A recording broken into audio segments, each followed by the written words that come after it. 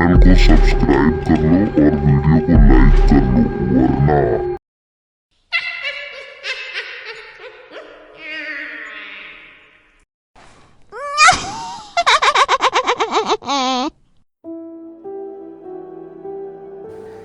ये कहानी है एक छोटे से गांव की, जहां पहाड़ों की गोद में सितारे रात को चमकते थे। इस कहानी का इन सितारों से बड़ा गहरा नाता है। ये जगह अपने आप में खूबसूरती का नमूना है। चारों तरफ पहाड़ ही पहाड़, और पहाड़ों के बीच में बसा ये खूबसूरत गांव। कहा जाता है कि जब यहाँ मेला लगता है तब यहाँ का नज़ारा कुछ और ही होता है। पर कहते हैं कि अच्छाई के साथ कुछ बुराई भी छिपी होती है, वरना तो अच्छाई का वजूद ही ख़त्म हो जाए। इस गांव में एक 12 साल का मासूम लड़का राहुल रहता था।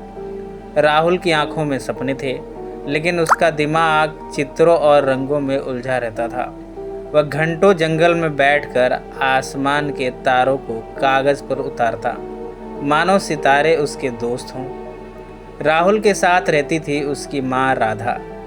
राधा एक साधारण विधवा अपने बेटे की अनोखी दुनिया को समझने की कोशिश करती, पर उसकी चिंता राहुल की खामोशी थी।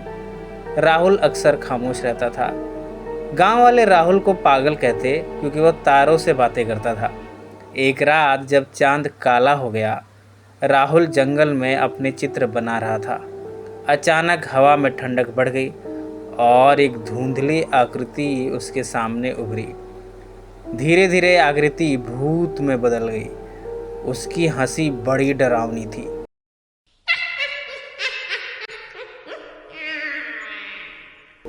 अजीब से दांत, ऐसा लगता था मानो वह राहुल को खा जाएगी। ये थी शायरा, एक भटकती आत्मा जिसकी आंखें सितारों से चमकती थी।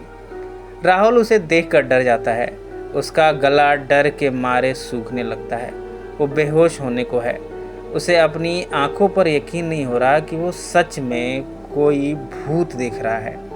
उसने कहानियाँ तो बहुत सुनी थी, पर भूत देखने का अनुभव इतना डरावना होता है, ये उसे आज महसूस हो रहा है। शायरा राहुल के और नज़दीक जाती है। चलती हुई वो भूतनी और भी डरावनी लग रही थी। ऐसा लग रहा था मानो वो भूतनी राहुल को निगल जाएगी। राहुल यहाँ से भागना चाहता है, पर उसके पैर उसका साथ नहीं दे रहे। शायरा उसे रोकती है, एक अजीब सी डरावनी हंसी। शायरा इसके बाद बोलना शुरू करती है। शायरा ने बताया कि वो एक चित्रकार थी जो सैकड़ों साल पहले इसी गांव में रहती थी। उसने अपने आखिरी चित्र को पूरा करने का सपना देखा था, लेकिन गांव वालों ने उसे जादूगरनी कहकर मार डाला। अब उसकी आत्मा उस चित्र को पूरा करने के लिए भटक रही थी। राहुल का डर अब गायब हो गया था।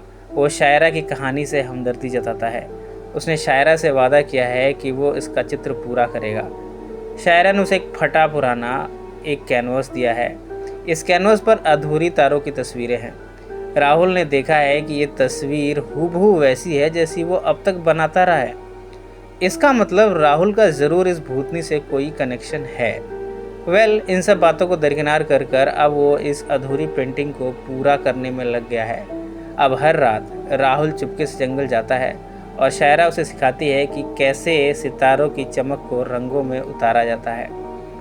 राधा को राहुल के हर रात गायब होने पर शक होने लगा है, लेकिन उसने अपने बेटे पर भरोसा रखा। धीरे धीरे राहुल का चित्र रिवाइव होने लगा। शायरा की आत्मा हर ब्रश स्ट्रोक के साथ शांत होने लगी है। लेकिन एक रात जब चित्र लगभग पूरा हुआ, शायरा ने राहुल को चेतावनी दी, ये चित्र मेरी मुक्ति है, पर इसे पूरा करने की कीमत चुकानी होगी। राहुल ने बिना डरे कहा, मैं तैयार हूँ। आखिरी रात जब राहुल ने चित्र में अंतिम रंग भरा, जंगल में सितारे धरती पर उतर आए। शायरा का चेहरा चमक उठा और वो धीरे धीरे गायब हो गई, लेकिन उसकी जगह एक ठंडी हवा ने राहुल को छुआ। राधा जो चुपके से पीछे से आ गई थी, उसने देखा कि राहुल का चित्र सितारों से जगमगा रहा था, मानो शायरा की आत्मा उसमें समा गई हो। गांव वालों ने उस चित्र को देखा और दंग रह गए। राहुल अब पागल नहीं बल्कि गांव का हीरो है। राधा को गर्व हुआ, पर उसे यह भी एहसास हुआ कि राहुल का एक हिस्सा हमेशा शायरा के साथ जंगल में रहेगा। हर रात जब राहुल तारों को देखता, उसे शायरा की हल्की सी फुसफुसाहट सुनाई देती, सितारे हमेशा साथ रहते हैं।